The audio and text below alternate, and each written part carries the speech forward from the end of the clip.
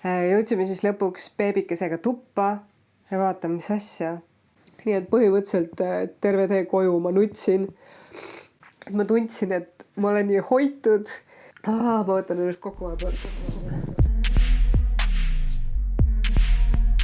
Tšau. Sain hetkel natukene aega jälle filmida. Mees on lapsega minu ema sünnipäeval, sest minul on nohu. Ja ma ei tahtnud kedagi nakatada.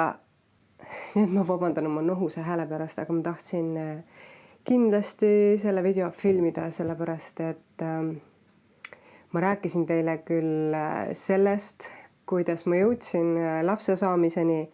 Ma rääkisin teile ka sünnitamisest, aga ma ei rääkinud teile võib-olla isegi kõige erilisemast osast sellest, kuidas ma lapsega ja mehega koju jõudsin. Me olime haiglas umbes nädal aega, sellepärast et alguses ei läinud kõik päris nii, nagu me võib-olla oleks soovinud. Kõige muu kõrvalt haiglas olles mind ehmatas veel see ära, et paljud teist võib-olla teavad, ma tegin kunagi eraldi sellest video, et mul on psoriaas. Ja mulle on lapsest saati arstid rääkinud, et oi, et kui sa kunagi lapse saad, et siis sul kaob psoriaas ära, et no ju siis need hormoonid kuidagi peaks niimoodi mõjutama. Aga jah, mul rasedana nagu ei kadunud psoriaas ära, et pigem isegi võib-olla läks natukene hullemaks, et pähe tuli rohkem ja keha peal vist väga palju ei olnud, aga peale sünnitamist praktiliselt, ma ei tea, kas samal päeval või järgmisel päeval, et muidu nagu see psoriaas ikkagi kuidagi nagu viitega nagu mingitele emotsionaalsetele või pingelistele aegadele nagu mõjub, aga peale sünnitamist suht kohe. No esiteks ma olin üldse peale sünnitamist näost täiesti hall, mu nahk oli kuidagi siuke nagu kuiv ja nagu kortsus või siuke, aga ma nägin välja, nagu ma oleks ikka väga ränga asja üle elanud, kuigi mul nagu nii palju verekaotust vist ei olnud.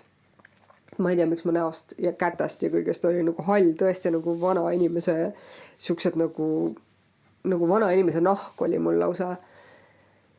Ja psoriaas lõi mulle esiteks üle kere, siukseid väikseid nagu täppe täis. Terve mu peanahk oli nagu paks, nagu kiiver oleks mul peas olnud. Isegi näo peale tuli mulle mingid need kolded, et mul nagu ammu pole nagu näo peale väga tulnud. Vist kulmu sees mul oli seda psoriaasi. Ühesõnaga nagu täiesti jõhker. Ja ütleme nii, et keha pealt ma rohtudega olen nagu saanud nagu neid koldeid nagu vähemaks, aga nagu peas on ikkagi nagu siiamaani päris hullusti seda psoriaasi. Et jah, mõnedele mõjub see lapse saamine ikkagi nii ja mõnedele nii, et minu lootused, et ma kunagi lapse saades psoriaasist saan lahti, ei pidanud paika. Aga laps on ikkagi nii suur rõõm, et tühja see psoriaas. Ainult lihtsalt beebiga ujumas käia on võib-olla natukene imelik, et ma oma trikoos ja näen veits nagu leopard välja, aga okei. Vähemalt on mul trikoo, mitte bikiinid. Et see, kuidas meil haiglas läks, on võib-olla natukene pikem jutt. Selles mõttes oli imearmas kõik seal haiglas olemine, et kõik hoolitsesid meie eest. Me olime peretoas, kogu aeg saime ööpäevaringselt abi, kui mingi probleem oli. Ja meil oligi alguses siis lapsel söömisega probleem, mis praegusel hetkel on huvitav, sellepärast, et meil hetkel on ka söömisega probleemid, aga see on teine teema.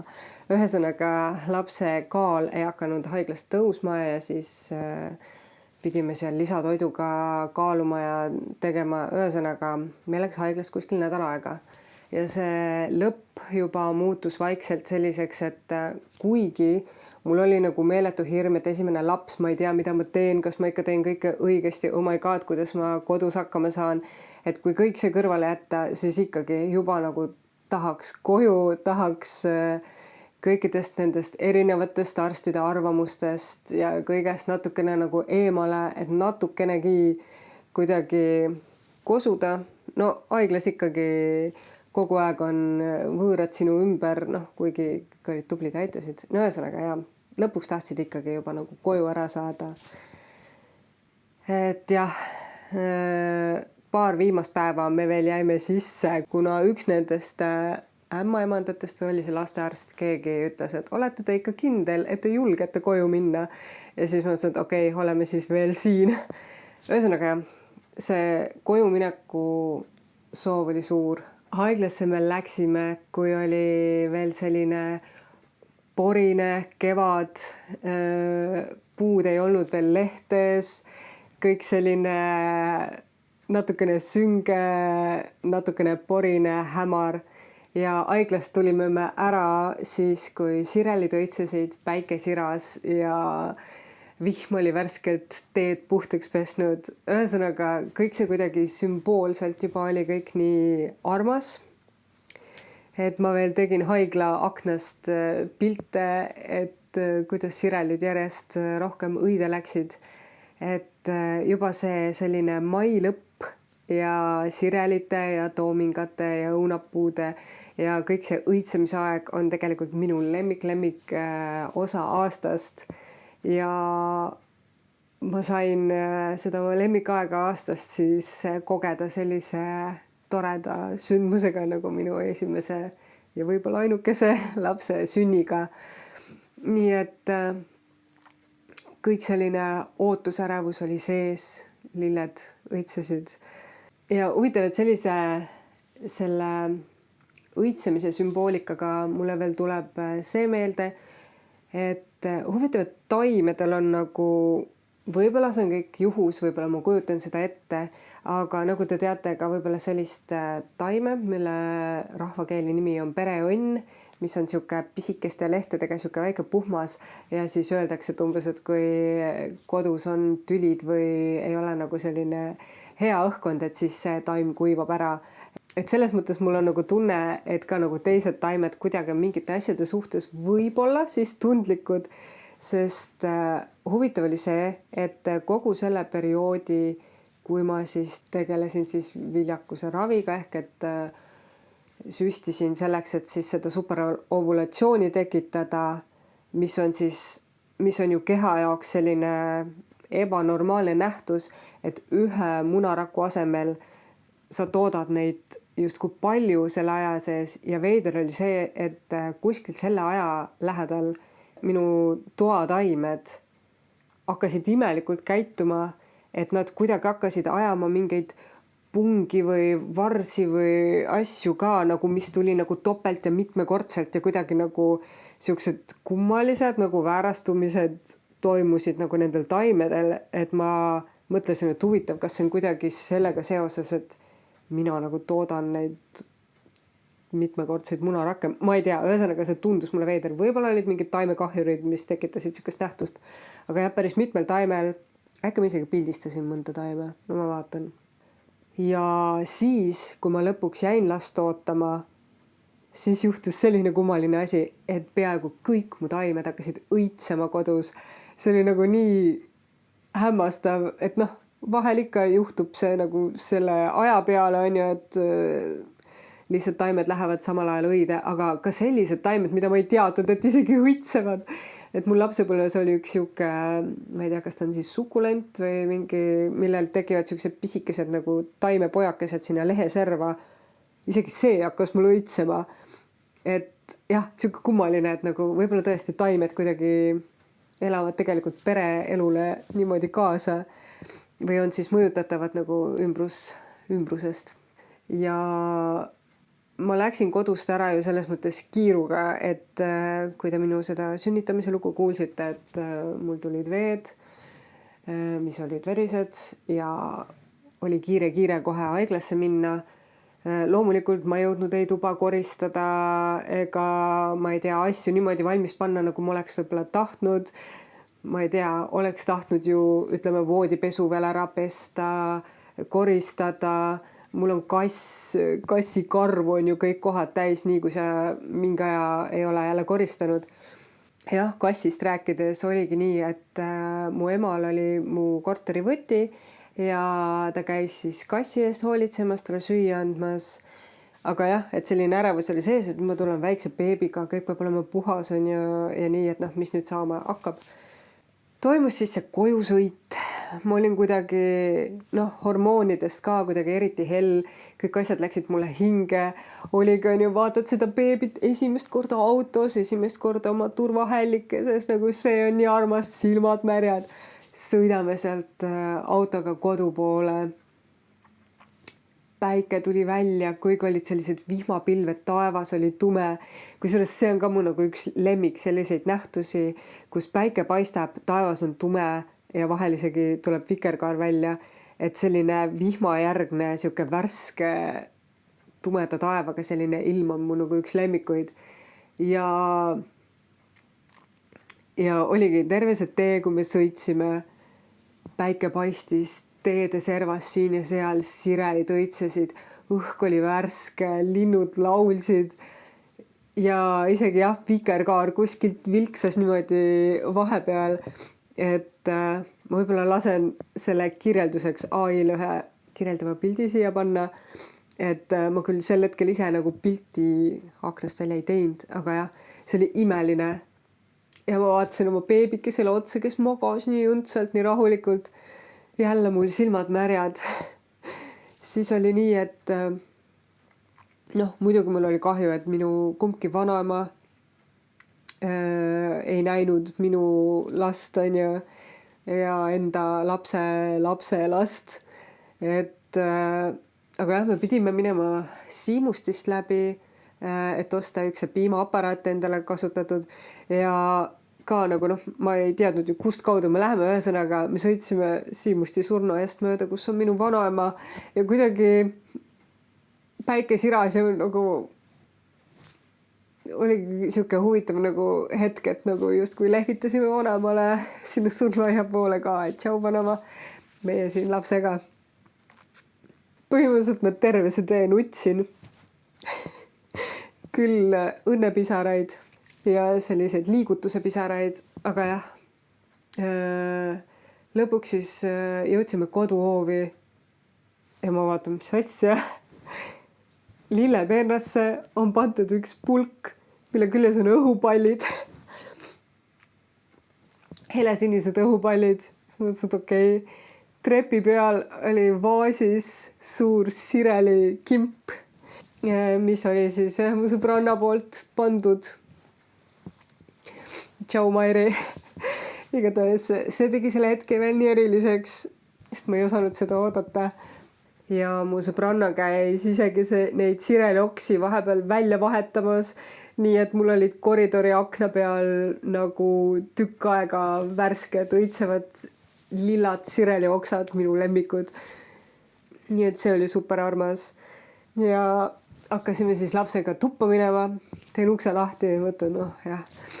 Ja et eks siis peab hakkama kuidagi koristama ja nii. Jõudsime siis lõpuks beebikesega tuppa ja vaatan, mis asja. Tuba tundub nii korras, kõik on nii värske, nii ilus. Vaatan, mis asja, voodil on uued katted, uued padjapüürid, armsate jänkukestega, veel mingi pitsist oli tehtud, siuke ilus lipsukene. Kõik on nii värske, kõik on ilus, nii puhas. Vaatan, isegi need kangasatsid, mis mul kunagi olid voodi ümber õmmeldud, et ei paistaks asjad välja, mis seal voodi all on. See oli juba kulunud ja kortsus ja selline, isegi need on nagu uued, mis asja. Jõuame elutuppa. Elutoos on laual õitsev õunapuoks ja lilled värsked. See hetk oli nagu nii armas ja nii ilus. Ma tundsin, et ma olen nii hoitud. Ja et mul kogu aeg oli nagu veidi selline nagu hirm, et Andresel ei ole vanemaid. Minu emal on nagu suht palju tegemist, et õelapsed ka veel ja tal on endal nii palju tegemisi.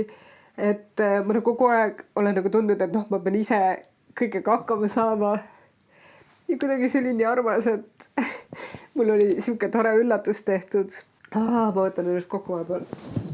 Aga jah, lõpuks ma sain teada, et mu ema oligi õmmelnud mulle oli vaeva näinud, oli käinud iga päev natukene siin siis kassile süüa andnud, oli natukene kogu aeg koristanud, puhastanud, põhimõtteliselt suurpuhastust teinud ja oli ostnud siis uued voodikatted, värsked, puhtad ja veel ühed lisapadjad ostnud selliste armsate jänkukestega, padjapüüridega ja oli siis võtnud ära selle kulunud ja kortsus ja normendavad need satsid sealt voodi ümbert ja oli uued õmmelnud nagu mingi nagu ühesõnaga ta oli nii palju vaeva näinud ja see oli nii armas üllatus, et kui ma nagu võib-olla oleksin üldiselt nagu pahane, kui keegi tuleb mu koju ja hakkab mingeid asju muutma, siis sellisel hetkel ja selline üllatus oli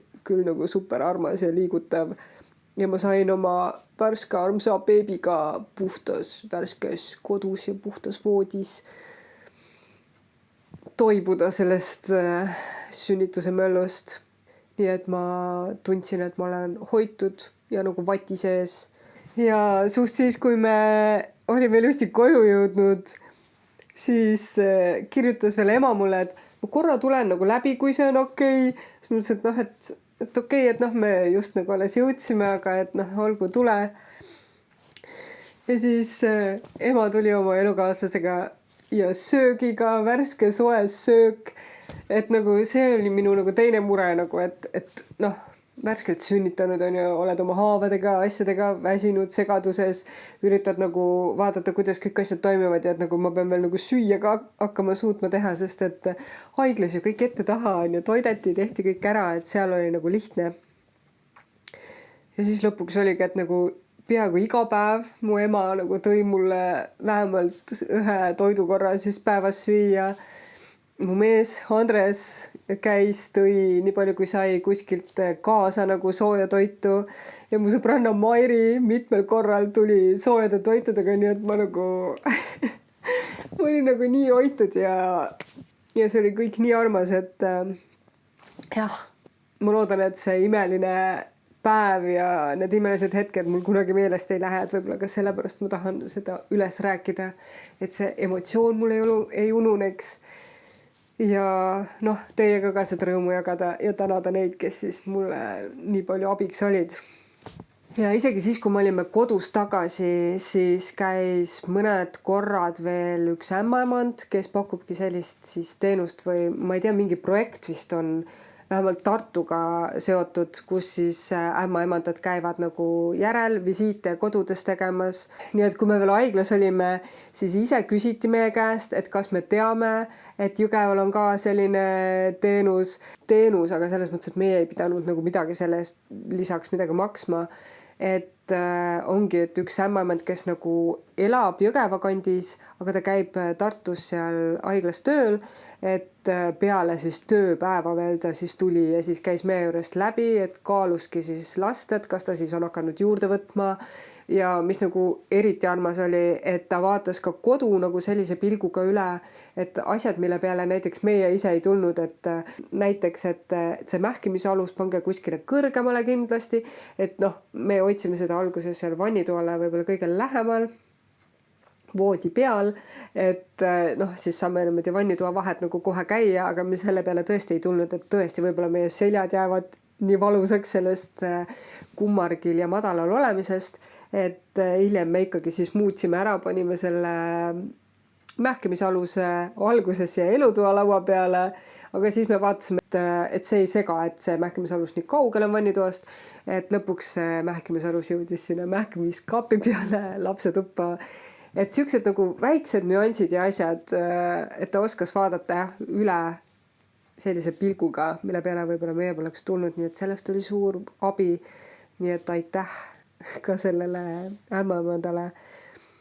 Tõesti, me tundsime, et me oleme hoitud, hoolitsetud, meil oli abi saada igalt poolt, et suhteliselt ruttu me hakkasime ka käima juba minu arust seal paari nädala vanuselt perearsti juures nagu ülevaatusel, et ka nagu tema sai siis oma pilguga üle vaadata, kas kõik läheb hästi ja kõik on korras. Et selles mõttes oli kõik nagu super.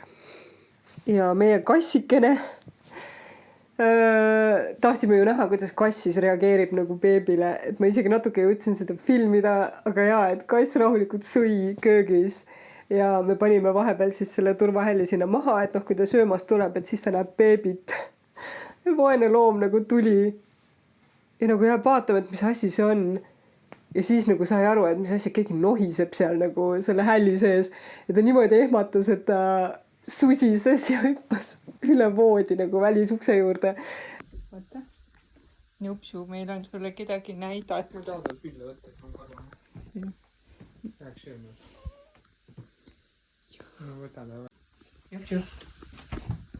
Nupsu, susises ja Nupsu.